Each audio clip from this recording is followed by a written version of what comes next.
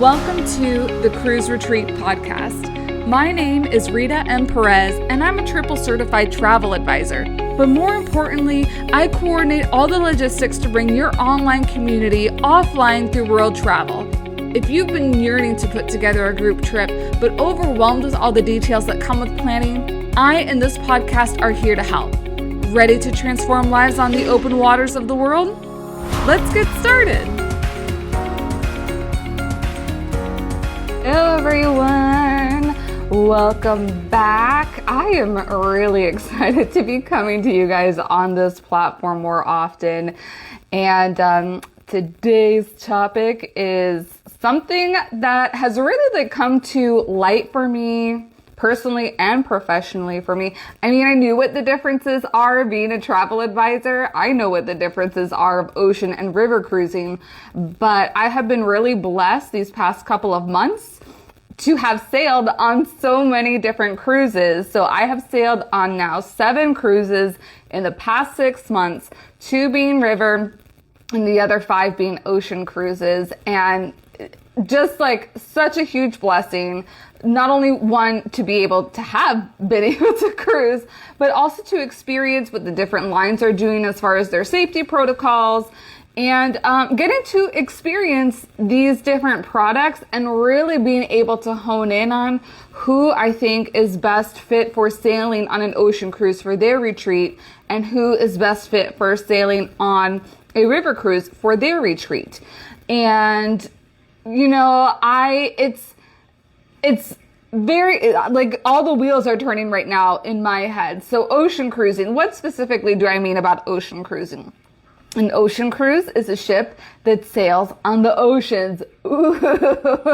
And this could be like popularly, it is a lot of Atlantic Ocean, Caribbean Sea, Gulf of Mexico, Mediterranean Sea, the Pacific Ocean, and this can be Pacific Ocean sailing to Hawaii, sailing Alaska, which I love.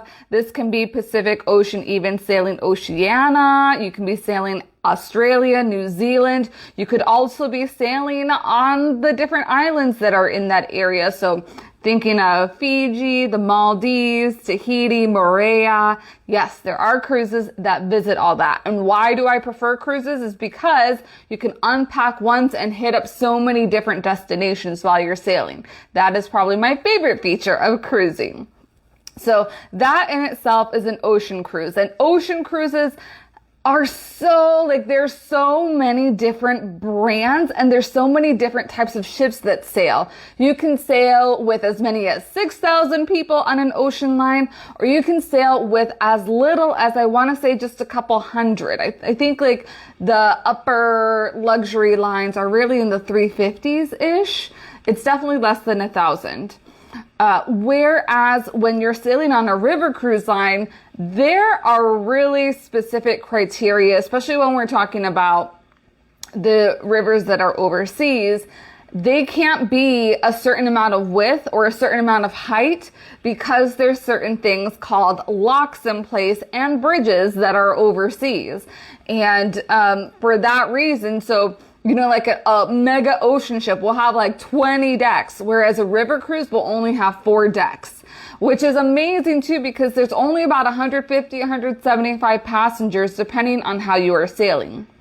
Now, I've determined too, being able to have experienced so many cruises recently, some key differences specifically related to what types of retreats should be held and like what kind of vibe or feeling that I've gotten off of comparing ocean cruises to river cruises. So the more popular one that you probably definitely have heard about is ocean cruising. And ocean cruising, for me, the vibe is a little bit more laid back, very relaxed. If you are wanting to do a lot of downtime, or also if you want to do a lot of education, that is what ocean cruising is really, really good for. And I remember having sailed recently on the Scarlet Lady from Virgin Voyages. the thing that I kept coming home about is like, I have never been so relaxed on a ship before. And that's not only because it was an ocean cruise, but also the environment that they created for their guests. It is very much relaxing. Come as you are, do what you want. So love Virgin Voyages for that. When we're talking about certain other cruise lines, there can be a lot of hustle and bustle on board, but it is also, you kind of get to choose, especially on those ocean to sea days, which there's the difference between sea days when you're comparing ocean cruise versus river cruise. So a sea day, SEA, is really, you are on the open waters of the ocean. So when we're talking specifically about retreats and sea days, these are perfect opportunities to get education done. Yes, there are activities that are happening on the ship, but sea days are great to be able to utilize certain meeting spaces on board to deliver a keynote speech or welcome your people on board, or have breakout sessions on board, or get everybody together for Q&A. There's just so many different ideas. Maybe you want to have a reception for everybody on board. There's different things that can happen on board as part of your programming that you can utilize, especially on sea days, that really isn't possible on river cruises, because river cruises don't have sea days. They have different kinds of sea days, and their sea days are SEE days, because when you're sailing on an ocean ship, a sea day, you're pretty much looking at the open waters and the open sky. Sometimes you can see a little bit of landmass in the outset. But when you are seeing on a river cruise, it is because you are sailing through the actual country that you are in. So, and that's like, I have an Instagram reel that I will go ahead and I'll share again on my stories that gives you a little bit of the experience, because the waters are much calmer on river cruises because they don't have the big oceany currents either. So when you're sailing on a sea day on a river cruise, you have land right there. Sometimes it's industrial, depending on where you're sailing at. The sailing time is also very similar to ocean cruising, where you can get a lot of things done because there isn't too much that's happening on board. Sometimes they'll have an educational lecture. Sometimes they'll just give you the free time. Usually when you are sailing on board, there's a meal time that's happening, which is a little bit different than what we get on ocean cruising, where the whole day usually is just a full sea day. So those are the different things. Like if you are wanting to put out a lot of content, a lot of information to your people, I would say ocean cruising is the better fit for you. Whereas if you want to just like put little snippets, and that's why I say river cruising is really great if you wanted to kick off an event, or if you just had like small little bite-sized pieces of content that you wanted to give. River cruising is really great to be able to get content like photos and videos for your clientele also. Because I mean, why? You're overseas anyways. Why not get like some awesome shots of wherever you're sailing to? River cruise line is really more immersive and it's cultural. So you're really experiencing destinations with your people, whereas on a ocean cruise, it provides more opportunity to deliver your programming to your people. Not saying that you can't do that on river cruising, but you can't put on rich experiences. Like if you're wanting to have a full massive content load, ocean cruising is going to be better for that. And then even in the realm of ocean cruising, so river cruising I feel is pretty straightforward. Ocean cruising is so vast because there's the mass market cruises, there's premium cruises, there's upper premium, luxury, expedition cruises. So I would say if you are on a larger ship, just because of how ocean cruises are set up, larger ships are going to be better for delivering even more content, where smaller ships, which are more like river cruises, are going to be better set up for putting smaller amounts of content out. So I hope that helps, because larger ship, larger content, smaller ship, smaller content.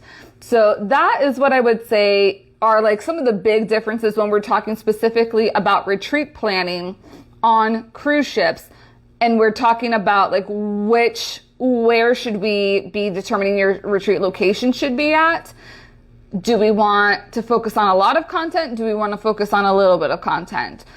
Do you want to be exploring? Do you want more one-on-one time? Because I know when you're utilizing a lot of your energy and your resources on ocean cruising, you might want a lot of downtime yourself, especially after everything that you've been putting out for your people. Whereas you have a lot more energy stores when you're on a river cruise line because it's more one-on-one and it's more exploring the destinations, getting to know people on a deeper level that you just can't do like here, like we're doing virtually. So those are some things to think about. When we go back to ocean cruising and we're thinking about the different levels, the other thing to think about is, what is your brand about? And I say this because, you know, when you go into stores, you can choose to shop at a Walmart or a Target. You can choose to shop at like a Macy's or an Neiman Marcus. You can choose to shop at Tiffany and Company. Like, even if we're talking about cars, you can get a Nissan, you can get an Audi, you can get a Range Rover. There are different feelings of your brand, and you have to make sure that when we're selecting a cruise, that we select a cruise that matches your brand, because you would never want to walk into a Tiffany store and get a Target experience. That's not what you paid for, and that's not what your people have paid for when you are putting a retreat experience on. They already have a preconceived notion of what your brand is, or have experienced that from your content or from a program that you've delivered to them. And if you put them on something that does not align with those values, you have lost them, because they're going to be like, this just feels like cheap, or maybe it feels even too elevated if you kind of like scaled up too high. So there's lots of things to figure in. And the additional portion too of that is your itineraries, because ocean cruises have very different itineraries to river cruising.